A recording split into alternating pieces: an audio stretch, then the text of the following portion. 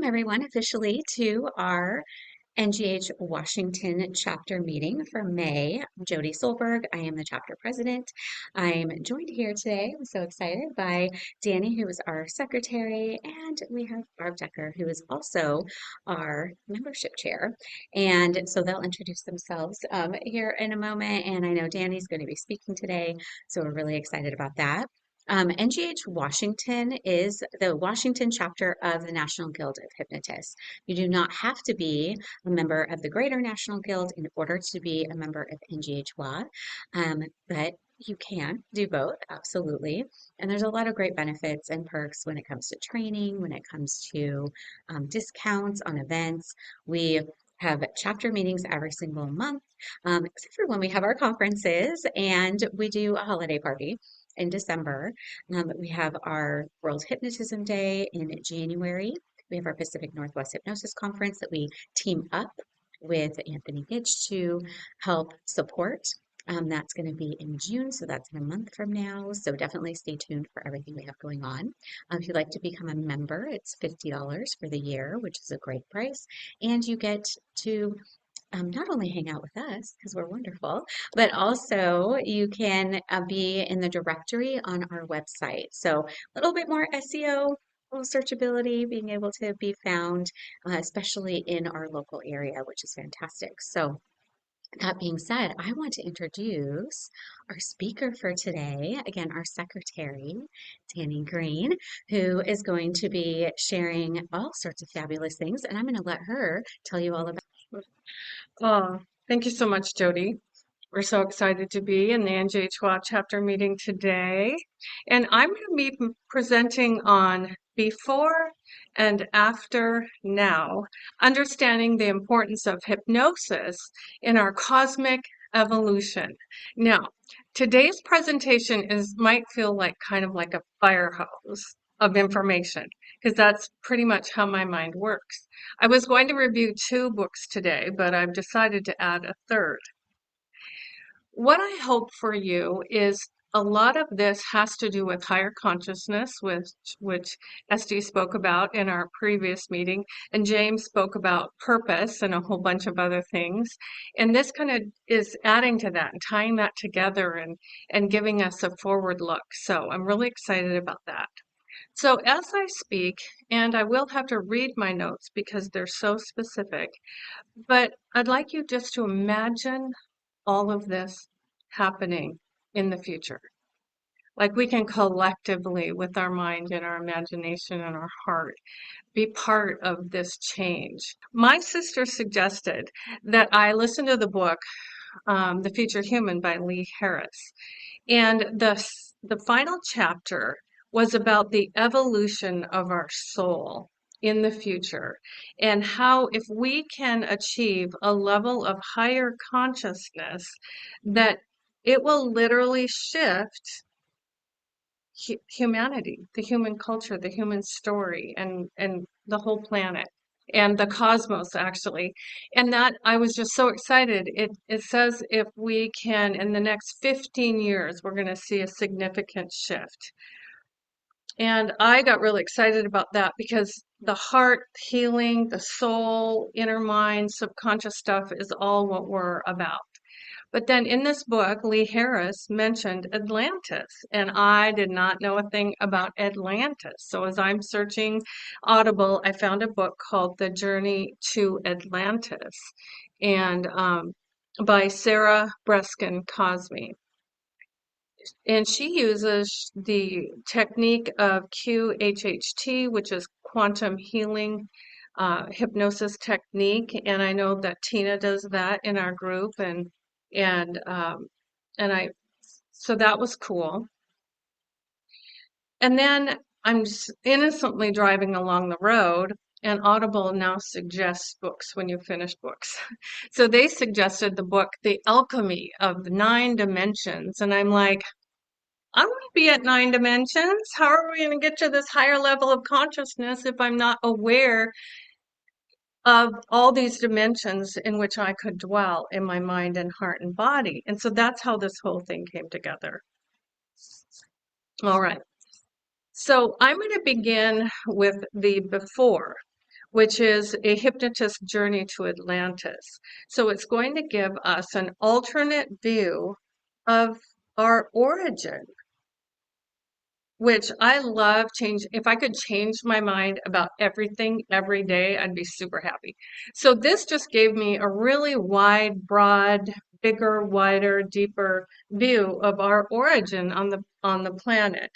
And so what I'm going to read the story. This is only one storyline in the entire book. There's many, many more that I skipped, but I'm going to read what um, Sarah, the QHHT practitioner, found out from her clients. And so it's, anyway, let's get started. Okay.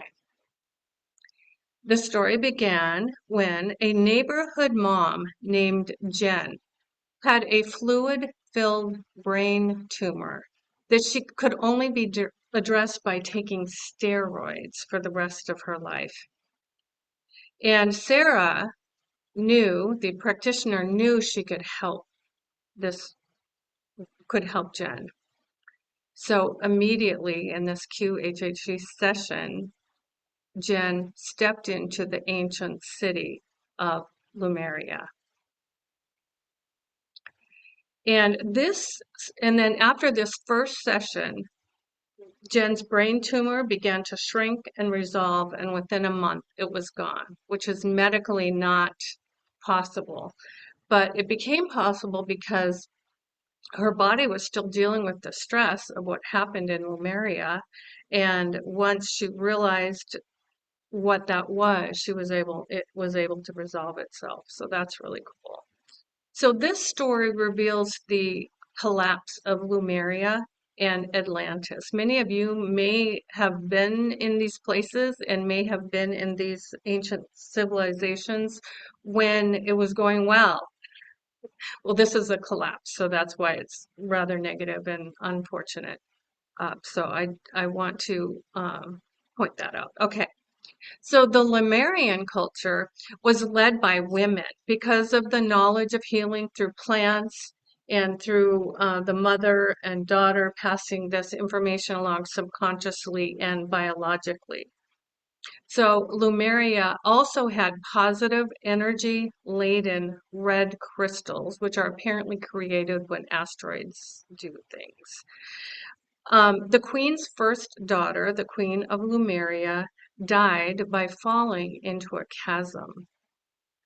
So a myth that was passed along to this group of people that two sisters of Lemuria and Atlantis would join together to form a new community of someday.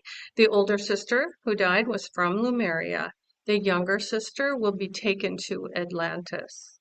So when the young princess and her grandmother had times of meditation, they both sensed this foreboding happening in Lemuria, which confused the young princess. And the grandmother said, "Oh, it won't happen. Let's forget about that." So they just weren't really able to face what they saw might happen in the future. Now, I'm going to call the Princess Jen because that's the name of the client that has disclosed all this information in the book. She's got a different name, but I want you to keep track of the characters. So we will see later in this story that the prediction does come true, but it's in Egypt in front of the pyramids. That's a little foreshadowing for you. Okay. So Atlantis, the other ancient city, was plagued by a virus, and the people were vaccinated and quarantined.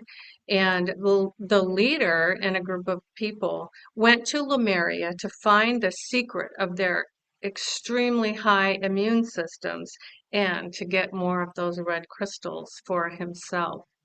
The group flattered and convinced the queen that they would bring the communities together, like that story that they had heard for so many years. So Atlantis was more advanced technologically, so the queen was interested in joining forces, Lemuria and Atlantis. But Princess Jen tried in vain to convince her mother that the leader from Atlantis was deceitful. They came to find the immune system secrets, and then the queen was killed by this group of people, and then Princess Jen became the new queen. 2 weeks later, the leader from Atlantis planted atomic-like bombs in the ocean, which caused tsunamis that flooded and collapsed the city of Lemuria. Some inhabitants were away from the city at that time and survived. Everyone drowned and the city collapsed. Queen Jen was captured and taken to Atlantis. She was a prisoner for 60 years. Although tortured, she did not disclose the use of the red crystal's powerful energy. In her later years, Queen Jen was given a female helper to whom she could share telepathically the secrets of the red crystals. She told the girl to run to a certain place, to enter a portal so she could escape the catastrophe of Atlantis.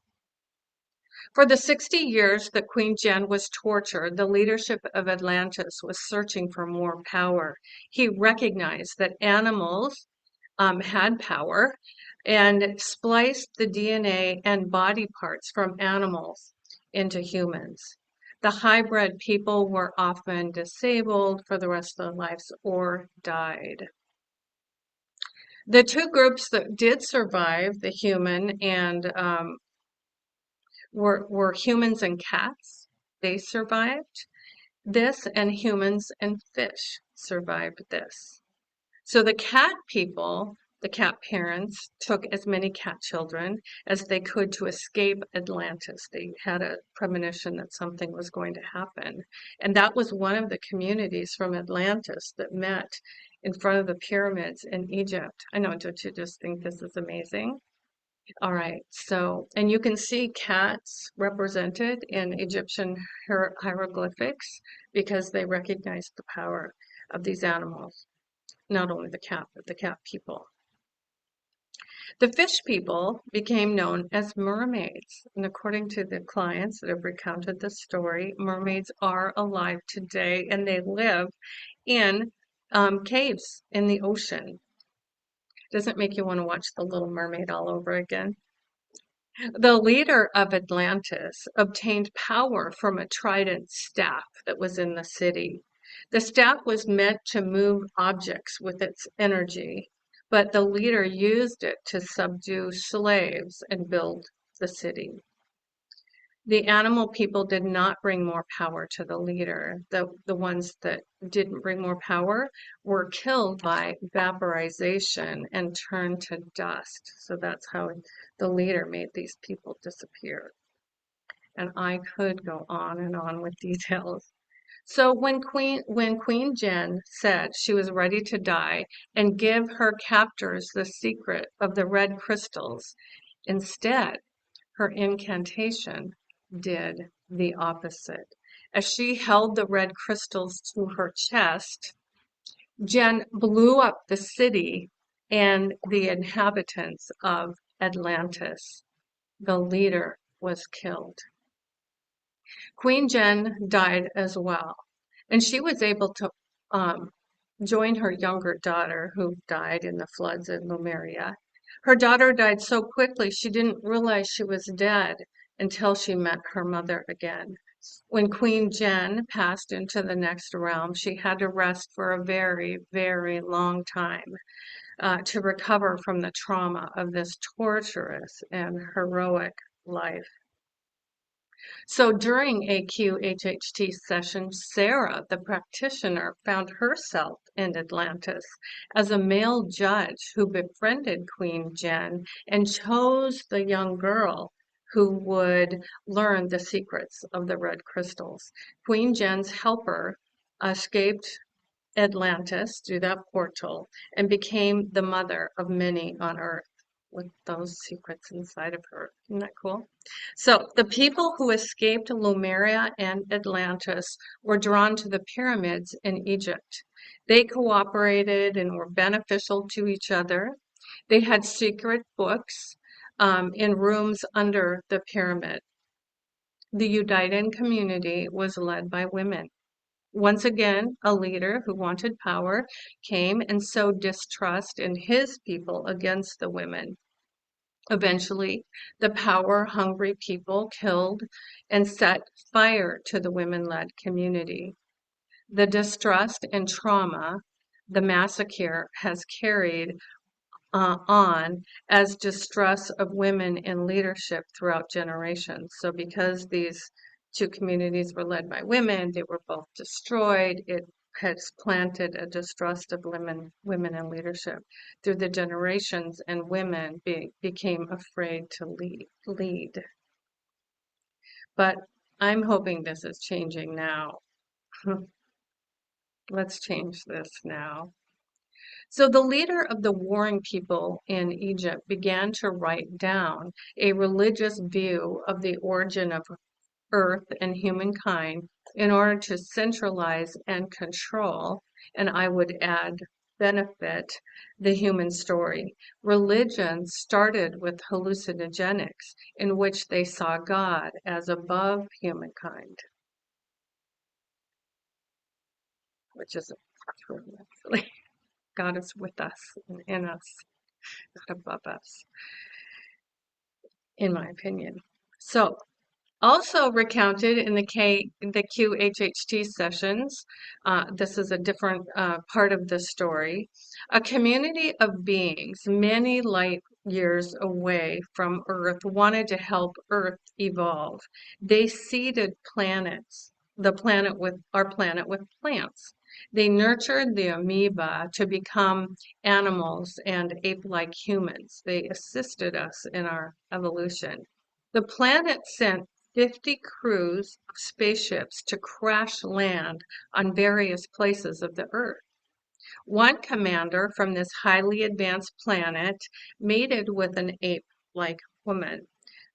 And then 4 of their babies died because the genetics of the ET and the humans just didn't work together. When she was pregnant with for the fifth time, she left with an ape-like man from a near tribe. And that 5th baby survived and was a girl. She became the mother of many on Earth. The hybrid baby's girls' descendants grew in knowledge and capacity. They were more advanced in their thinking because of this hybrid creation. It's interesting, I'm not sure if the girl who escaped Atlantis came into it as a portal into this part of the story. I did so. Each place on Earth where these 50 crews landed became a culture with different characteristics. And it also said at one point, an explosion of atoms were created by an original group of cosmic beings that hold everything together in centrifugal motion. So magnetism in every dimension pulls like to like, and that's how things began to be created. And then the different blood types came from these ETs of even different planets. So the QHHT sessions also revealed that a malevolent force became attached to one of the spaceships that landed on Earth. The history of humankind became warring. They were killing each other. This cosmic group wondered if they should give up on the Earth experience because of all the violence. But they found that the life force that had been generated was so strong, they were compelled to continue. Isn't that great to know that our life force is better than the evil that we might perceive around us? And they had to continue. So emotions evolved from jealousy, rage, sadness, and grief to happiness, appreciation, gratitude, and joy. So even emotionally, humankind was able to evolve. Now here's where it kind of ties into the earth. The Aboriginal people of Australia are the most direct descendants of Lemuria. Sarah's clients mention the Norse gods, Antarctica, Mount Shasta, the South Pacific, the Philippines, Vietnam, and the Florida Keys, to name a few of these energetic places on the earth. The statues of Easter Island also come from Lemuria. So the following is other truths that were discerned during these sessions that are reported in the book.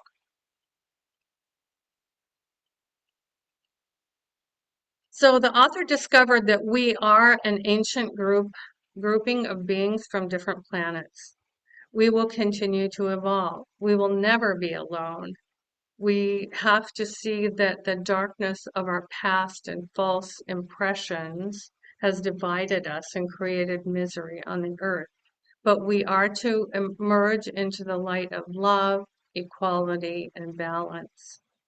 In the future, we'll be able to feel who a person is and use our intuition more. We will be guided by an internal voice rather than our eyes. And we do need to balance masculine and feminine energy to move forward. So karma is not a punishment, but a choice to do things differently. The negative has just as much role to play as the light does.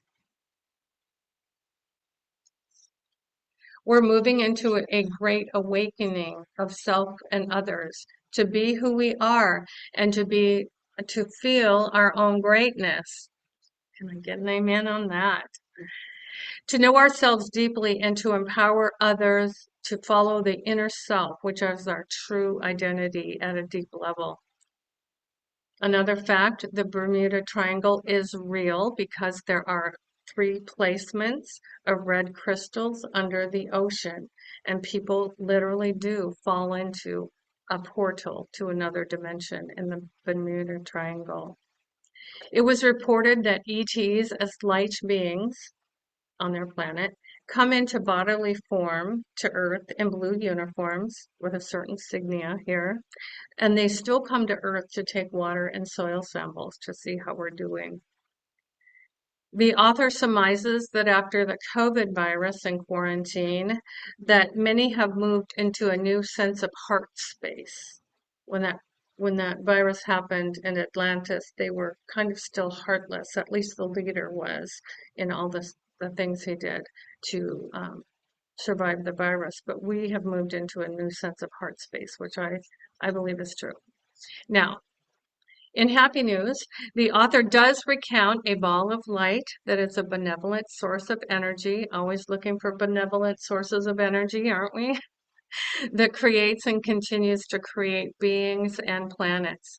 She describes this energy as generous, good, and omnipotent, which means powerful. We are moving into a time of love and compassion where we connect heart to heart as equals. We will increasingly find truth and light and empowerment and strength. We will become more aware and awake. And there's a divine source guiding and wielding the path of higher evolution. So Sarah, the QHHC practitioner, seems in her practice to draw people from Lemuria and Atlantis.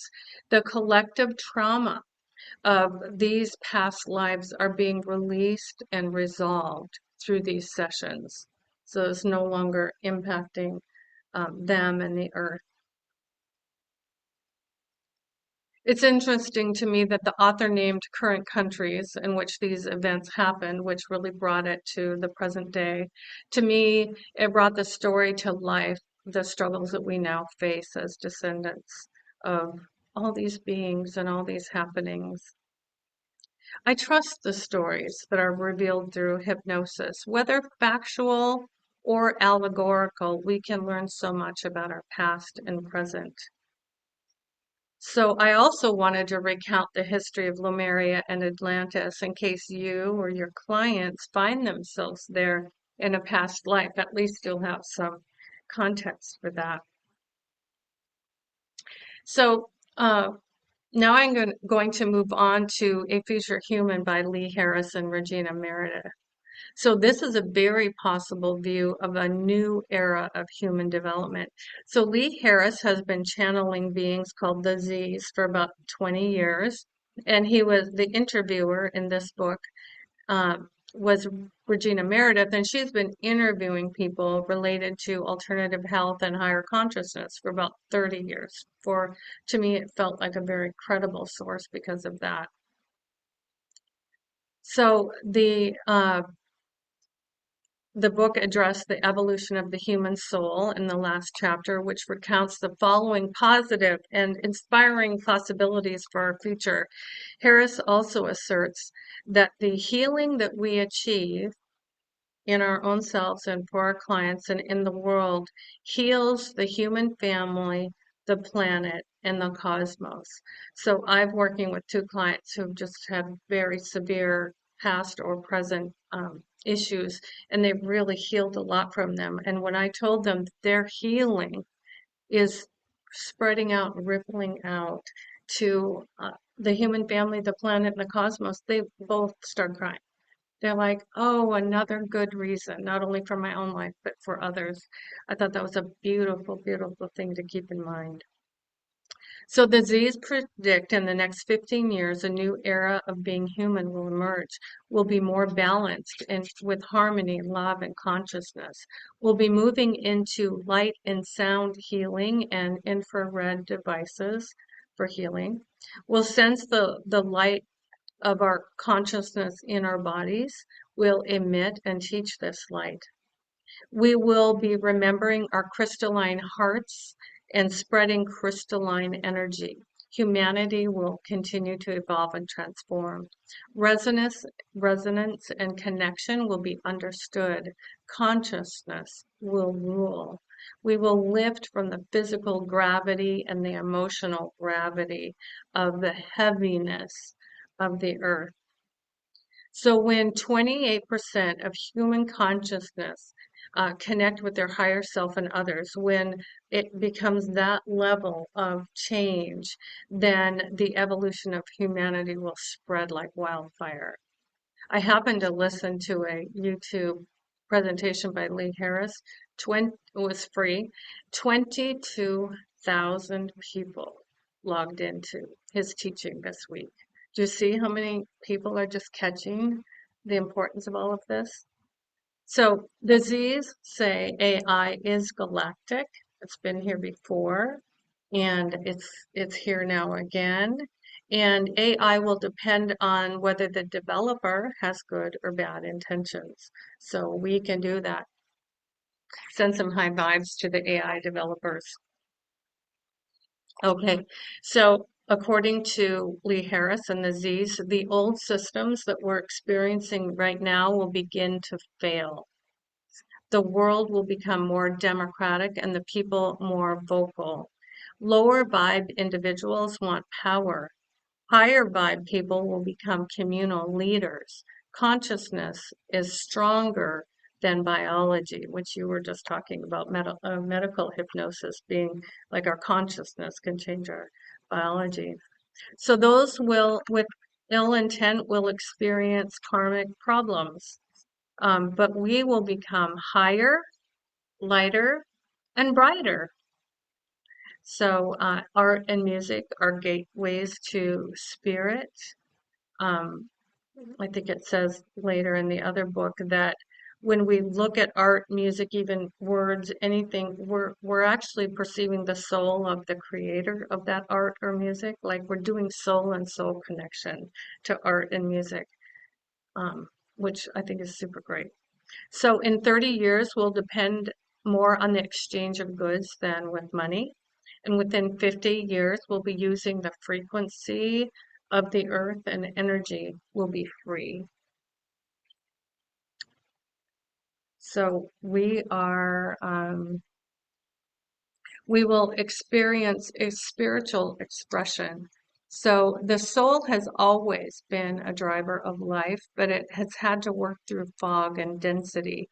The fog and density is lifting. The soul is driving our species forward. We can focus on soul connection and listening to each other. Consciousness seekers and transmitters will have a level of frequency and power that existed in Atlantis, but with a deeper groundedness of compassion, empathy, and love. We will have a shift of relationship from teacher to friend. We will walk alongside each other. Doesn't that sound like hypnosis? Consciousness will always find the light, and we will continue to evolve. Between incarnations, we can shift our soul alignment, so we continue to evolve.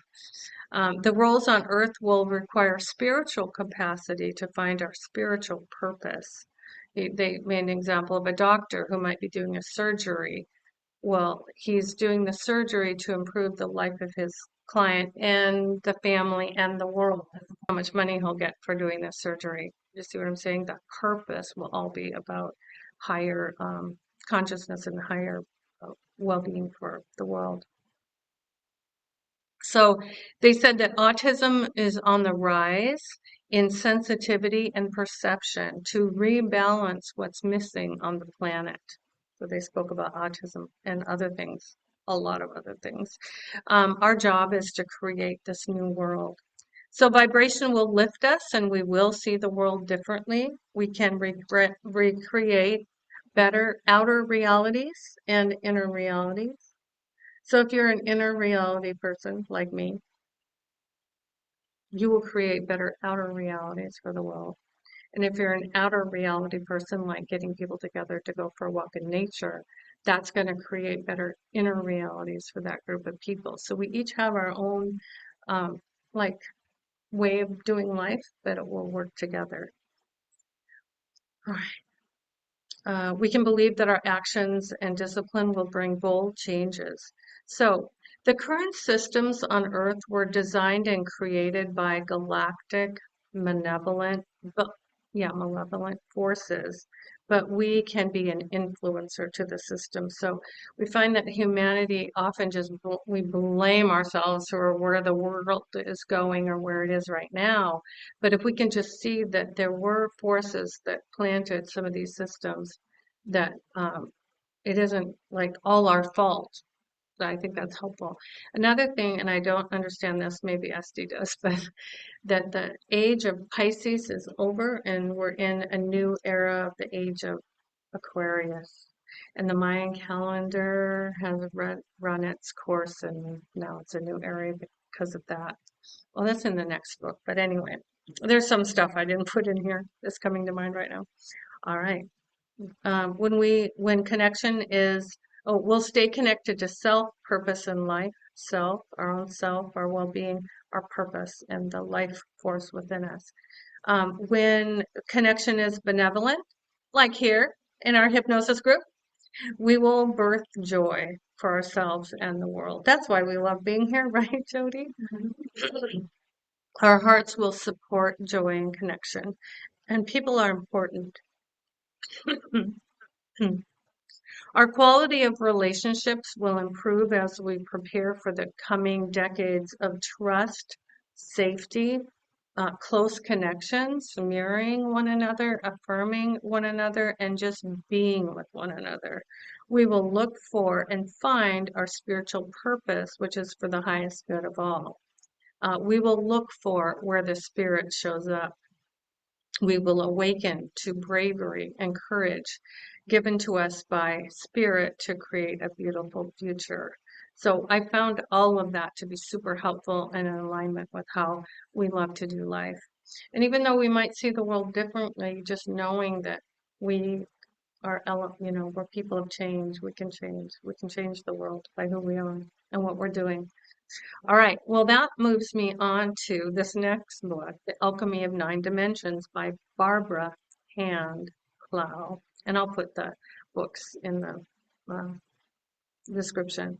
So this is a 20th anniversary edition of her book. So it's been around a long time. And I think in this edition, inaudible, at least she added a lot of content. So for this journey, we're staying close to home in the Milky Way galaxy, which felt good after being influenced by all those planets, for good or not.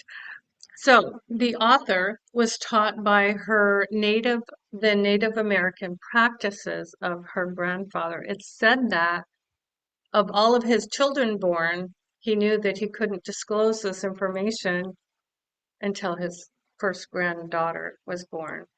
So Barbara first met the Palladians as a 4-month-old baby. So this is based on the cosmic group of people called the Palladians. The author briefly mentions other planets and beings, but her primary source of information is from the Palladians who exist in the Earth's galaxy. So I've provided 3 different handouts and we'll be referring to them. One has to do with the chakra system. The other has to do with the up to 1 to 10 dimensions. And the third handout has to do with that top diagram that I will explain. So apparently, a planet in the Andromeda galaxy is the original and perfect model of Earth. So there is a planet that's perfect, that looks just like Earth. Cosmic beings, including Jesus Christ, Buddha, and Muhammad, were sent to Earth from this 9D planet. So the human family was ushered into a new way of being when these influencers came to seed and influence Earth. So I'm going to briefly describe the different dimensions. And the reason why this is so important to me, it really provided structure for my consciousness. Because I sit and meditate and I'm like, I'm infinite, I'm the universe. And I love that feeling and I love knowing that's true, but to actually go to various places where meditation has been just revolutionized my own internal compass, really. Okay, here we go. Ready? All right. So 1D, as you see in your diagram, is the molten core of the earth. The iron pulsates from the core of the earth with the iron in our blood. That's how tied we are to the core of the earth. So the gravity from the core of the earth keeps our galaxy together. And if the planets and stars are not caught in the gravity field of the core of our earth, these planets and stars are moving away from us. Super interesting. But the Andromeda galaxy is caught within our gravity at the core of the earth, so that's why it's staying close. Who knew, right? All right. So anything 10D and lower will continue to be attracted to the Earth's gravity. So moving on to 2D. 2D is the biosphere and the elementals that are active beyond the core of the Earth to the Earth's crust. So that's like the dirt and rocks and whatever energetic communities live within 2D. And 2D has a higher frequency than 1D. And what I learned is when we meditate and relax, we can slow our frequency to 2D and receive the healing energies from the earth. So I thought relaxing was just to, slow our breathing, to relax our body, to not be in stress, but literally to relax to a state where you're being that same frequency of the 2D dimension has given me a whole new reason to relax. So, but religion has made us afraid of the earth, the altars that were created by the spiritualists in ancient history. Those altars were moved into the church, and we were told to not adhere to this healing energy in the earth. So let's get back to that. So let's move on to 3D. So 3D consists of humans, plants, and animals, everything that's on the earth. Okay. And so we are tied to Earth due to gravity. Our bodies are between the Earth and sky. So as we stand on the Earth, we're connected to the Earth. Our bodies are the dimension, um, and then our crown chakra, and as you can see in that chakra handout that I gave you, that ties us to the sky. So we are literally, you know, vibrational beings within the 3D dimension. So trees are sentient. Their roots reach into 2D. Their trunks are with us and our bodies in 3D, and their branches reach to the sky, which is 4D and higher. That's cool. I have recently felt sad, and when you look to the top of a tree, your head is instantly raised. So I really encourage you all just to keep looking at the trees, look at the top of the trees, and it will raise your head. And that issue is resolving for myself anyway, so that's all good. All right, um, so, and then, yes, that's it. Okay, so apparently time is linear in 1 to 4D, and I'll get to what 4D is. Because of the moon and the sun and the seasons, time is linear. So if time feels linear, it is linear.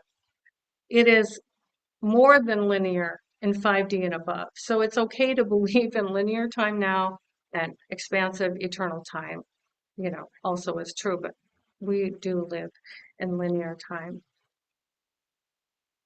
Okay, so the diagram with the triangle there, it says slower energies move from, so physical energy is the one in which we dwell, and then emotional energy is a little bit higher than that, and then mental energy has a higher frequency than emotions, which I thought was super interesting, and then the soul is the higher energy of our beings, and so I really thought that progression was super interesting.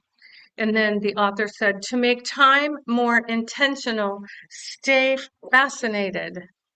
When you stay fascinated, you're automatically above 3 and 4D, which I'd love to stay fascinated. This has been a fascinating journey to create all this. All right, now let's get to 4D. This is where it gets a little bit serious. 4D is the noise of culture, politics, business, myths, archetypes, and the human collective mind. Probability and gut feelings are in 4D, hovering just above us. Entities dwell in 4D, and they have the desire to experience emotions and sensations in our bodies, which for me was a little scary to think about those entities wanting to experience life through my body.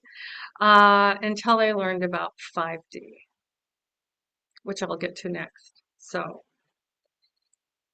years ago, we went to Mexico, and my father-in-law paid for us to go on a parasail, where a boat goes out and then lifts you into the air by a rope, thank God. And the only reason I did it is because I watched how you land and they catch you. So I'm like, okay, they catch me, I'll do it. And I could not believe how silent it was up there. All the noise of the beach and the band is singing and all the noise, it all disappeared.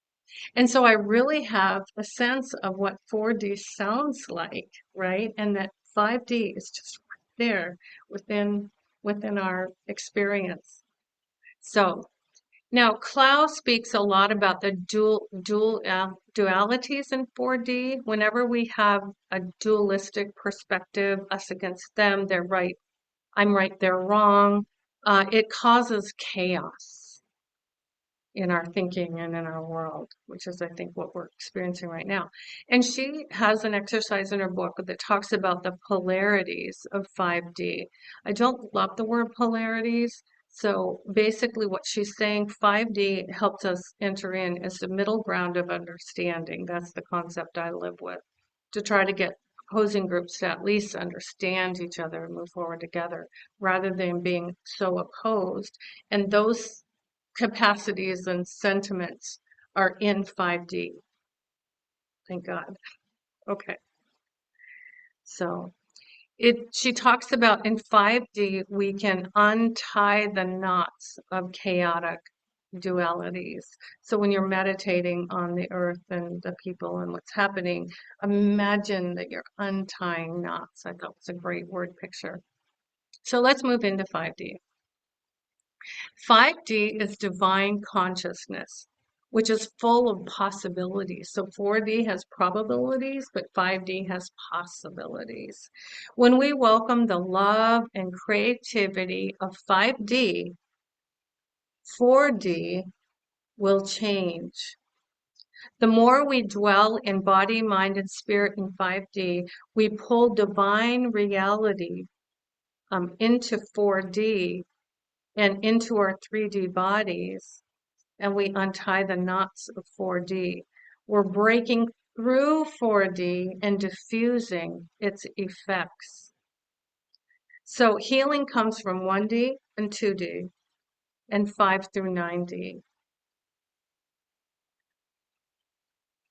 And 5D is telepathic, which we're moving toward telepathy. And you mentioned that. Remember when we did that future progression? James is here, and he imagined a community 400 years from now and how telepathic we were. I know, so cool, right? So in 5D, love travels faster than thought. Isn't that great? Yay! I was really happy to realize that. And 5D pulses with love. Very cool. So I find it so inspiring that in a relaxed state or in hypnosis, we can draw from these energies. The author suggests we can also call on the directions of north, south, west, and east, and the energies of the earth, heart, and sky. So I have added that to my meditation. I always do west and east, so it spells we. And then meditate on the directions. All right. So let's move on to 6D. So 6D is cosmic geometry that creates form. So, and everything on Earth. So 6D is filled with those cosmic geometrical shapes that you see. And of course, they're on that handout. Of course, they're way more complicated than that. She had a diagram of like a cow in 6D is replicated as a cow on Earth, that clear. So everything created on Earth is created through sacred geometry in 6D. Super interesting. So 5D and 6D are linked. And 6D invents us every day. I mean, thanks a lot, 6D. We are new every morning, right? All right, so let's move on to 7D. So 7D is interesting because it's cosmic light that spirals faster and faster and faster until it becomes sound. So we have biophotons in our body that are light energy, and my light energy can become sound. So I have found my voice in 7D. When I meditate on that dimension, I'm like, I'm going to find my voice in this particular situation today. And many things have shifted for me. So birds migrate along energy lines and bring 7D sound to Earth. So now I open my door in the morning and listen to the birds sing and know that sound is coming from 7D through the birds to the Earth. The soul in 7D can work with light and dark and move us beyond that darkness. Okay, let's move on to 8D. 8D is God, as we understand that concept, and the Galactic Federation of the Palladians, who is overseeing our planet. So 8D is the reason we feel the love of God as a constant energy source. And I talk about love all the time, you know. Divine mind contracts and expands based on what we send from our bodies in 3D. So it's like we can add to the love of God. We also can constricted with our bodies in 3D. Gives us just a great thing to think about. So high frequency lives are mirrors of and send that energy to the divine from 3D. So the Palladians help us in 3 and 4D. Thank God they're here. They're helping us. And then we can meditate on 8D to co-create our lives. We can think about the geometry of 6D, the light and sound of 7D, and the divine, cosmic group of people in 8D, and they can help us co-create our life. We talk a lot about manifestation. We can, meditate on those locations in order to manifest what we want. All right, so moving on now to 90 is the energetic black hole of the Milky Way, which spins the cycle of time. So this black hole is a portal to new universes. So eventually, when we all become everything that we're to become, we can enter this black hole and then be spit out the other side and populate new universes. Now, that's fine. But it's just what's in the book. All right. I'd rather just stay here and be really loving. All right. So Christ came as a cosmic restart for Earth and as a singer of God's frequency of love so we can heal from trauma. So love is here so people can heal from trauma. And that's really what we're about too, isn't it? Yeah. Christ showed his cosmic light body in the story of the Transfiguration in the New Testament, and we can emulate this light body now. Eternal time is created in 9D and sent to the earth. All right, so as you can see in that diagram, 10D is the vertical axis between the core of the earth and the black hole of our galaxy. And that's just the description of that concept is 10D. And into the Andromeda galaxies that's still within our galaxy because of gravity. So we can inform the past, be in the now, and create a new future in 1D to 9D. So I do not bring these concepts to my clients in hypnosis because obviously hypnosis is we're following what the client's needs are in that conversation that we're having with our clients. But I felt these realities are helpful to keep in mind for humankind to grow into higher levels of consciousness that Lee Harris, suggests in the future human. We can feel the cosmos in our nervous system, which is so empowering, and we have a frame of reference for doing that.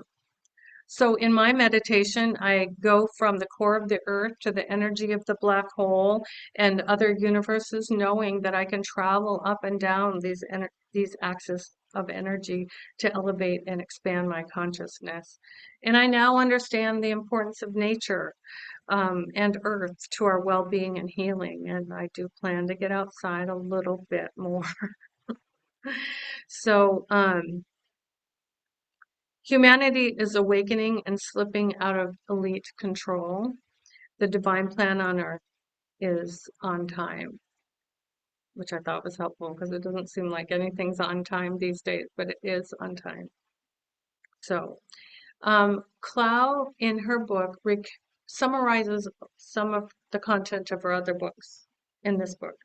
And Clow recounts in recent history, and she names the year, but I didn't write it down, that there has been a discovery of a time machine that was created in the Atlantis and Lemuria time, because they were probably Atlantis since they were so advanced technologically.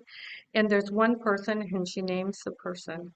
This time machine is in caves in Lithuania, and there's one person that has the intuitive capacities to run this thing, and it's all secret, from the military and stuff. All right, so she also demonstrates many scientific and mathematical constructs that describe the mechanics of the 9 dimensions. She gets into quantum physics and string theory and all this stuff. That in each dimension she has science and physics. So bless her heart for being so smart. All right. And so then Clow also goes into the history of crop circles. There's a website called cropcircles.org that shows a lot of the crop circles. There are a lot in Europe, and it's the Palladians coming down to bring energy and knowledge to the earth. So if you want to research crop circles. She literally had a conference of 50 people meditate on something she drew that morning in meditation, and within 24 hours, that crop circle was created in Europe. So real scientific. She's hoping that scientists will, adhere to some of these truths rather than hiding them. All right. So, and then the book includes guided meditations that were written by Jerry Clow. Each section has a guided meditation that they use in their healing seminars and stuff. So that's really cool. So this book led me to a fourth book, which I don't recommend, except for the following concepts from this author, Joshua Reichmann. So one of the concepts he had in this book, which I thought just blew my mind, he says 1 plus 1 equals another. So when we have an event happening in our lives and then another event happens, we come to a particular conclusion.